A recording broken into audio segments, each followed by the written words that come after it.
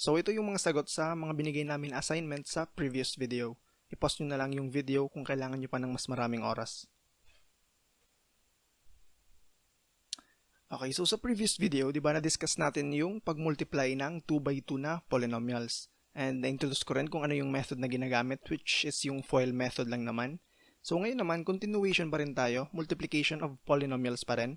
Pero this time, ang gagawin na natin is yung 2 by 3, 3 by 2, at 3 by 3. Okay? So halos same lang siya actually. Pero ibigay ko lang sa inyo yung parang general na gist kung paano ba dapat siya ginagawa. Okay? So bigyan ko kayo ng example. So, halimbawa, ang binigay sa atin is x plus 3 times x squared minus 2x minus 5. Okay, yan.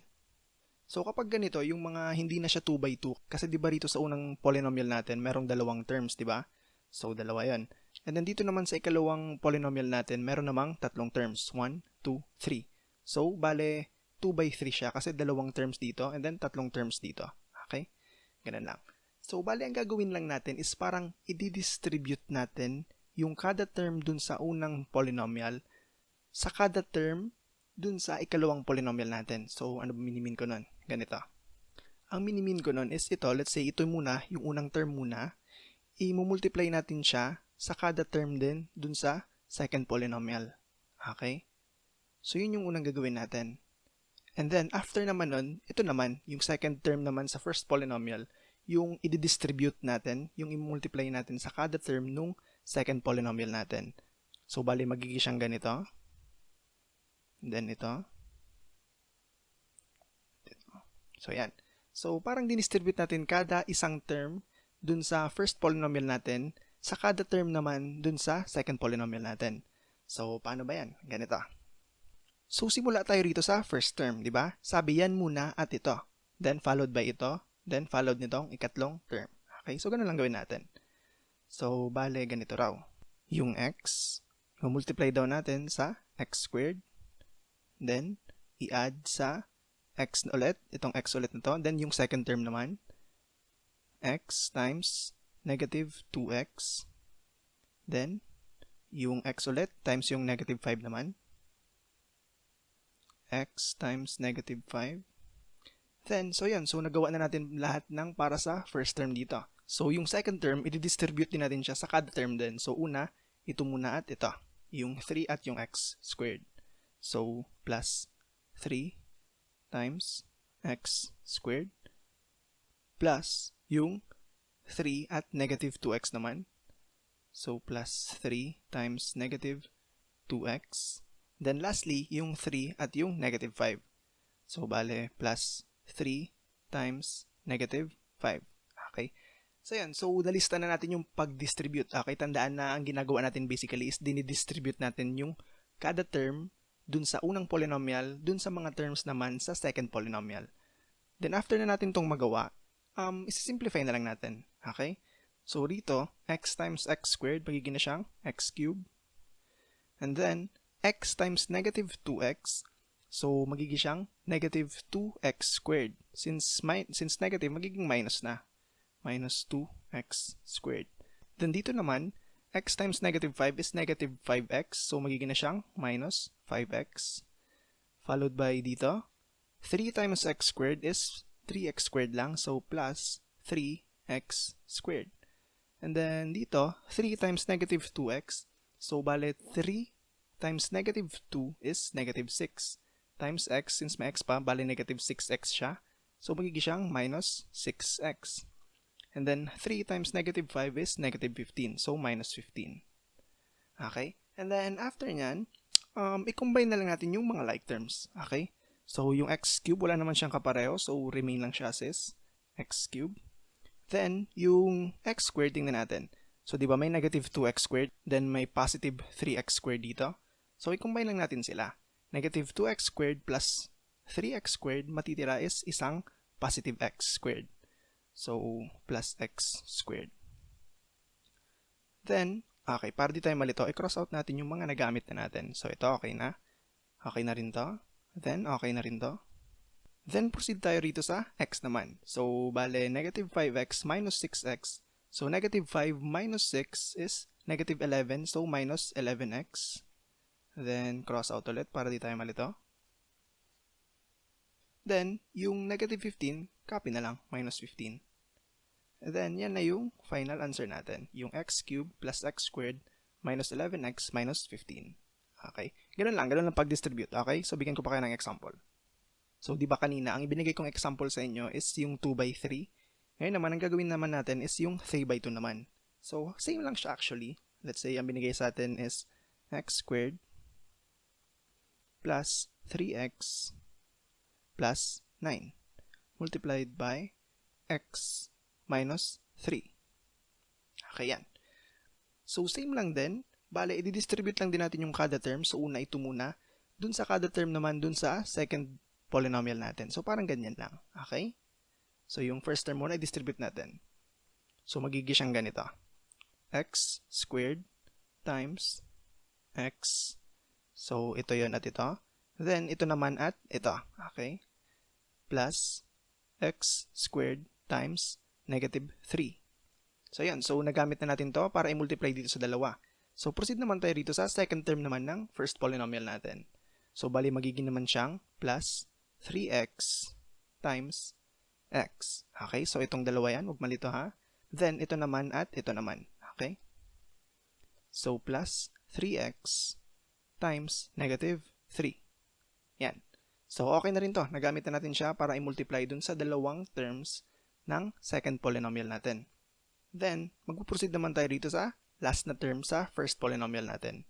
So, bali magiging siyang plus 9 times x. So, yon. Ito yung dalawa. Then, itong dalawa naman. Plus 9 times negative 3. Yan. So, yan. So, na-distribute natin yung kada term. So, itong tatlong term na to dito sa dalawang terms dito sa second polynomial natin. Okay? Ang sunod na gagawin natin is, isa-solve na natin to.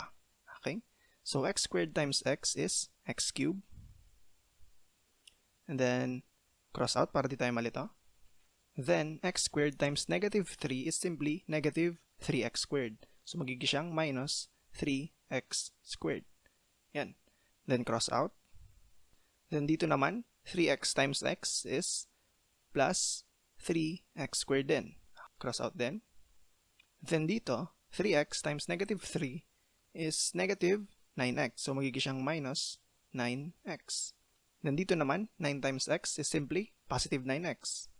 And then lastly, yung 9 times negative 3 is negative 27. So, magiging siyang minus 27.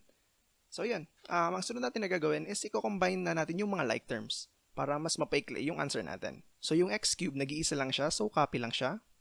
X cube. Then, alisin na natin para di na malito. Then, dito tingnan nyo. So, may negative 3x squared tayo, tas plus 3x squared. So, magka-cancel out lang sila. So, mawawala lang yung dalawa. Kasi negative 3 plus 3 is 0 lang. So, makakancel lang yung dalawang ito. And then dito, same lang din. So, di ba? Negative 9x plus 9x. So, yung negative 9 plus 9, magka-cancel out lang din. So, mawawala lang tong dalawang to. So, bali, ang matitira sa atin is yung negative 27. And then, copy lang natin siya as minus 27. And then, cross out na natin para di na malito. So, nagamit na natin lahat. Meaning, this must be our final answer. Yung x cubed minus 27. Okay, diba? So, na-discuss na natin yung 2 by 3 at yung 3 by 2. Pero baka sabihin nyo na yung mga binibigay ko is isa lang ulit yung variable, lahat lang may x. So, para naman sa 3 by 3, ang gagawin natin is may dalawang variables na. So, magkaka x and y na tayo. So, para medyo maiba naman. Okay? Halimbawa, ang binigay sa atin is yung 2x minus 3y plus 5. I-multiply daw sa 5x minus 4y minus 1. Okay, yan. So, 3 by 3 na, di ba? Same lang din. Ang gagawin lang natin is i-distribute yung 2x dun sa tatlong terms dito. Then, yung negative 3y naman, distribute lang din dito sa tatlo. And similarly, yung 5, distribute lang din dito sa tatlong to. Okay? So, medyo mahaba lang, pero uniform lang din yung solution natin. Halos same lang and paulit-ulit lang. Okay? So, sagutan na natin. So, distribute muna natin yung 2x. So, bali magiging siyang 2x times 5x plus yung 2x ulit times negative 4y then plus 2x times negative 1. Okay? Di ba na-distribute na natin yung 2x dun sa tatlo? 1, 2, 3. So may 1, 2, 3 terms na rin tayo. Okay? So kapag ganun, proceed naman tayo dito sa negative 3y. Okay? So yan naman yung susunod natin. So plus negative 3y times 5x plus negative 3y times negative 4y plus negative 3y times negative 1. Okay, so yung negative 3y na-distribute na rin natin dito sa tatlong to. So lastly, yung 5 naman yung natira, yan naman yung i-distribute natin. So plus 5 times 5x plus 5 times negative 4y and then plus 5 times negative 1. Okay? So, yan. So, after nating ma-distribute, isosolve naman natin yung bali nakuha natin na bagong equation. Okay? So, isa-isay natin. So, yung 2x times 5x muna. So, 2x times 5x is 10x squared. Then, yung 2x times negative 4y naman is, okay, yung 2 times negative 4 is negative 8. So, minus 8 siya, minus 8. Then, i-combine lang natin yung mga variables, x, y. So, xy. Then, yung 2x times negative 1 is magigilang siyang negative 2x. So, minus 2x siya. Okay, followed by negative 3y times 5x. So, yung negative 3 times 5 is negative 15. So, minus 15 siya. Then, copy lang natin yung variable, yx.